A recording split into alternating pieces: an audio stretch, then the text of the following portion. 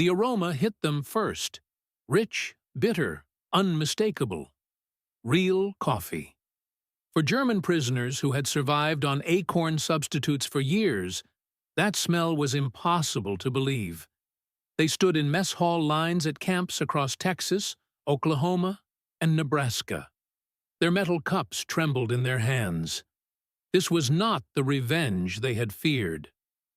After months crossing the Atlantic in crowded transport ships, they had expected chains and starvation. Nazi propaganda had painted Americans as brutal gangsters bent on destruction. Instead, wooden barracks greeted them. Medical tents stood ready. Some camps even had flower beds planted near the gates. The first morning brought the greatest shock of all. Before dawn broke over barbed wire fences and guard towers, kitchen workers brought steaming containers to mess halls. The clatter of metal trays echoed through buildings. Heavy steel containers opened with steady hisses. Coffee flowed in abundance. To men from a Germany where ration cards dictated every crumb, this seemed miraculous. Ersatz coffee, made from roasted barley or acorns, was all they had known since the early 1940s. Now confronted with genuine Arabica in an American camp, they felt transported to another world. "We start the day as if at home," one prisoner wrote carefully in a censored letter. The routine unfolded with military precision each morning. Prisoners queued in neat lines, wearing issued denim uniforms marked with large white letters. Kitchen workers dipped ladles into containers and filled mugs to the brim. Alongside coffee came bread, porridge, or eggs, depending on supplies. Yet it was always the drink itself that stood out. Veterans from the Russian front compared it with frozen field kitchens where lukewarm barley brew was their best hope. Africa Corps survivors recalled desert campaigns where heat scorched throats but offered no relief. For younger soldiers, many barely 20, this was their first taste of real coffee in years. The psychological effect was profound. Some prisoners later admitted they began viewing their captors with reluctant respect. If Americans were willing to offer such comforts to enemies, what did that say about their nation's wealth and stability?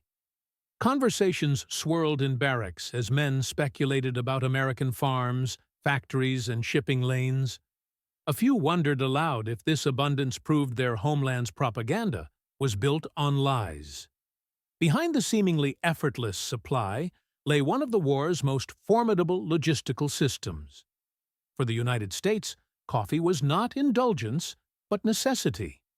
The government had secured trade agreements with Brazil and Colombia before entering the conflict. Naval convoys escorted shipments across the Atlantic. Warehouses on the East Coast stored mountains of sacks ready for roasting. The Quartermaster Corps planned with meticulous detail, allocating pounds of beans per soldier per month. Then, they extended the same principle to enemy prisoners. The Geneva Convention guaranteed adequate nutrition, but American interpretation went further. Captives would receive food comparable to GIs stationed at bases inside the United States. Massive urns capable of holding several dozen gallons lined mess halls in large camps. Camp Swift in Texas and Camp Atterbury in Indiana served thousands simultaneously. The logistics required steady rail deliveries from coastal ports to America's heartland, where roasting plants worked day and night. For Germans who had seen their homeland struggle to deliver bread in bombed cities, the abundance seemed impossible. The cultural shock went far beyond taste. In Germany, coffee had practically disappeared from civilian life by mid-war years. Allied blockades collapsed imports from Latin America and Africa. German households brewed ersatz coffee from roasted barley, chicory, or even acorns. Bitter and lifeless, it provided no caffeine kick. Now the contrast was deeply symbolic. In Germany, Coffee's absence reflected scarcity and war's tightening grip. In America, even prisoners received daily abundance. Around camp tables, men shook their heads in disbelief. Some muttered that only a society with immense resources could waste such luxury on enemies. Germans traditionally considered coffee a social drink associated with gatherings and Sunday afternoons. In camps, this habit resurfaced. Groups formed around tin mugs where men exchanged jokes, shared gossip, or played cards. Conversations often turned to memories of pre-war Germany. Mothers brewing coffee in porcelain pots, fathers reading newspapers at kitchen tables. The drink stirred nostalgia, bridging gaps between current captivity and vanished civilian life. Yet for some, the shock carried darker undertones. Letters intercepted by censors revealed prisoners hesitating to describe abundance they experienced. How would families facing ration lines and bombing raids react? One former POW later recalled writing, "The Americans give us real coffee every morning while you at home cannot find sugar for months." The remark was half guilty, half defiant, capturing wartime's surreal inversions. American guards noticed reactions with amusement and curiosity. To them, coffee was ordinary, ingrained in daily life. GIs overseas received powdered rations in their kits. Civilians consumed it with breakfast. Hearing prisoners marvel at something so basic confirmed the chasm between societies. Some guards joked that coffee was their secret weapon, more disarming than rifles or fences. Over time, the beverage became informal cultural exchange. Curious prisoners learned that U.S. workers drank it at factory whistles. Office clerks sipped from thermoses. Soldiers swore they could not march without it. Germans shared tales of their ersatz brews, laughing ruefully about scorched acorn mixtures. What began as astonishment grew into mutual recognition. The simple act of drinking coffee revealed the everyday heartbeat of a society at war.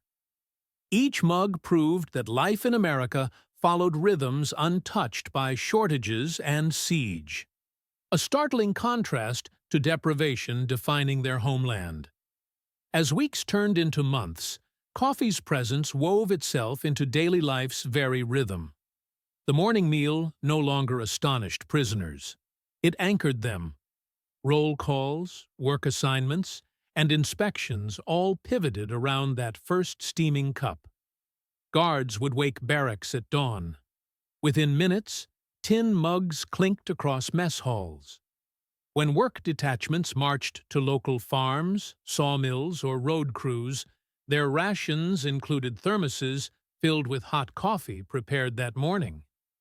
Farmers supervising these groups noted with amusement how eagerly Germans gulped it down during breaks, even in sweltering summer heat.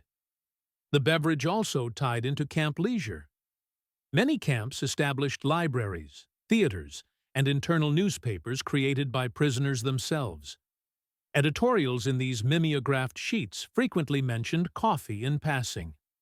Whether in complaints about sugar shortages or jokes about Americans weaponizing caffeine, camp orchestras and choirs rehearsed after supper. Men often gathered beforehand with mugs in hand, treating the drink like admission tickets to social life. In some camps, coffee became barter. A prisoner working in kitchens might slip extra ladlefuls into friends' cups in exchange for favors, laundry help, handmade chess sets, drawings. The value attached to those extra sips revealed how central the ritual had become. Cigarettes and Red Cross chocolate were prized commodities, but coffee ranked nearly as high.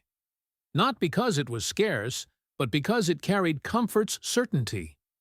Medical officers observed its effect on morale and health. Reports noted prisoners seemed less lethargic and more cooperative during morning roll calls after coffee distribution. For men accustomed to frontline combat's exhausting pace, then confinement's monotony, Caffeine provided psychological boosts. It reminded them they were still human beings with routines. For guards, the beverage made practical sense too. Distributing it calmed tempers, reduced morning agitation, and gave prisoners small but powerful reasons not to resist daily schedules. The act of handing over mugs at dawn was camp management tool as much as hospitality gesture. Without realizing it, both captor and captive shared reliance on the same ritual. By mid-war years, the coffee line had become one of few things prisoners could count on amid uncertainty about war's outcome. Long after lights went out and barracks fell silent, men whispered to each other about next mornings. They were comforted, knowing that whatever happened, days would begin with familiar steaming cups. The very abundance that astonished German prisoners also carried unease undertones when they compared their situation to others. Word trickled into camps through newspapers or letters from relatives. Their families in Germany lived under strict rationing. Bombing raids had destroyed warehouses and rail lines. Civilians queued for hours to receive thin portions of bread or turnip soup. The idea that men in captivity across oceans drank hot coffee daily, while wives and children struggled to find soap or potatoes, created silent dissonance.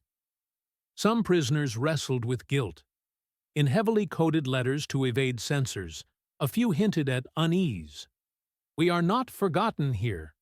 In some ways, we are luckier than you at home." Such lines, though vague, carried enormous weight. Soldiers who once believed they fought for superior right now found themselves nourished by enemies, while families bore hardships of collapsing war economies. News reached prisoners about conditions for German troops still fighting in Europe. Rations dwindled. Supply lines buckled under relentless Allied bombing. Accounts of soldiers sharing thin stews in frozen trenches made morning coffee in America feel surreal. One former POW later remarked the disparity made him question German leadership and the war's very purpose. American observers were aware of these contrasts, sometimes highlighting them in propaganda. U.S. newspaper articles reported German prisoners in America were treated according to international law, enjoying fair food and humane conditions. These contrasted sharply with accounts of American prisoners in German hands.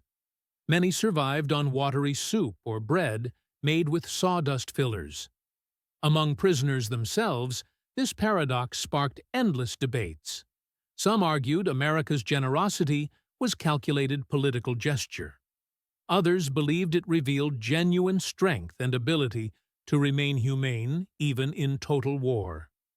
Younger soldiers, less tied to Nazi ideology, often took the latter view.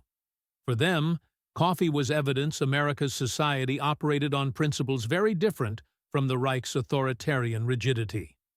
The coffee became a prism refracting war's contradictions. It was simultaneously comfort source, guilt trigger, and revelation catalyst. To sip it each morning was tasting both captor generosity and homeland failures. That tension lingered in many minds, deepening captivity's impact far beyond camp fences. For most captured soldiers, that first morning was not singular event, but start of astonishing routine. The transport ships had been brutal, marked by crowded holds, seasickness, and fears of submarine attacks. Rumors spread that they might never reach America alive, but once ships docked, they were marched inland in guarded but not abused columns. Local civilians sometimes gathered near railway stations, staring curiously at enemy soldiers who once represented Hitler's army. To prisoners' astonishment, there was no mob violence or insults. Farmers, mothers with children, and workers in overalls looked on quietly. Some even offered food or cigarettes through train windows. Upon arrival at camps, POWs were registered, issued clean uniforms marked with large PW letters, and shown living quarters. Each barracks had rows of bunks, heating stoves for winter, and windows letting in light. Compared to muddy Tunisia trenches or freezing Eastern Front dugouts, this was almost luxury. Some prisoners joked nervously they had stumbled into holiday resorts by mistake. Others remained suspicious, convinced comfortable appearances were cruel tricks before harsher measures began. The first night in camp was restless. Many lay awake listening to quiet hums of American guards walking patrols. There were no shouts, no beatings, no sounds of men crying in pain. Prisoners could hardly believe it. They remembered Nazi propaganda stories describing Americans as brutal gangsters bent on destruction. But camp silence contradicted those terrifying tales. Morning came with another surprise. When war ended and prisoners were gradually repatriated, many carried memories that would shape how they spoke of America for the rest of their lives. Among recollections, morning coffee stood out as most enduring. What might have seemed minor detail became, for thousands of men, symbol of how differently captors had treated them. Compared to brutal images painted by wartime propaganda, interviews conducted in the 1950s and 60s with former POWs reveal how frequently the subject resurfaced. Men who became teachers, shopkeepers, or factory workers still remembered mess hall coffee smells. Some admitted the experience softened attitudes toward the United States, making them more receptive to Western values during the Cold War. In villages across West Germany, ex-prisoner reunions often included strong coffee pots on tables. Jokes that "America taught us to drink like this" were common. The influence seeped into post-war German consumer culture too. With Marshall Plan aid pumping into Europe, American coffee brands appeared on store shelves.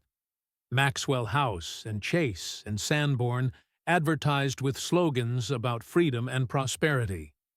Former POWs were among first buyers, drawn by tastes reminding them of captivity. For a generation living through scarcity, coffee's return to daily life carried emotional weight. It became not just drink, but reminder that deprivation was over, that connections to wider worlds had been restored. Scholars examining POW experience legacies note U.S. humane treatment strategies paid dividends. Men who once fought bitterly for the Reich often became informal ambassadors after release. They told neighbors and families about surprising American experiences. Memory of being served hot coffee every morning contradicted Nazi depictions of the United States as chaos and cruelty land. Instead, it highlighted order, abundance, and even kindness touches. This perception shift mattered in late 1940s and early 50s when West Germany aligned with Western blocs. The legacy was personal too. Diaries and memoirs reveal many former prisoners kept morning coffee habits for life. It provided not just physical stimulation, but stability rituals that once sustained them in confinement. Some passed traditions to children, linking family breakfast tables in post-war Germany to American camp mess halls. The continuity of that practice shows how captivity, though painful, left traces shaping daily lives long after war ended. In history's grand sweep, wars are remembered for battles, treaties, and political upheavals. Yet for men who lived through captivity, small details carried enormous meaning. The cup of coffee served without fail represented more than caffeine. It embodied contrasts between two societies, one nation's moral stance toward enemies, unexpected humanity found in global conflict times. For German prisoners, it was proof that even in defeat, dignity could be preserved. For many, that memory lingered longer than gunfire sounds or ruined city sights. The daily coffee became clock, certainty in worlds where time otherwise blurred. Days of captivity stretched endlessly, but ritual provided anchoring markers. At sunrise, they would smell the brew and know another day had begun. It became more than sustenance. It was predictability symbol in war's uncertainty. And for many Germans, that consistency itself was almost as shocking as the drink's flavor. Each steaming cup carried not just warmth through bodies, cutting through dawn's lingering chill. It carried cultural exchange, mutual understanding, and proof that even enemies could share simple human moments over morning beverages. In mess halls across American prison camps, the clink of metal cups became soundtrack to one of war's most unexpected stories.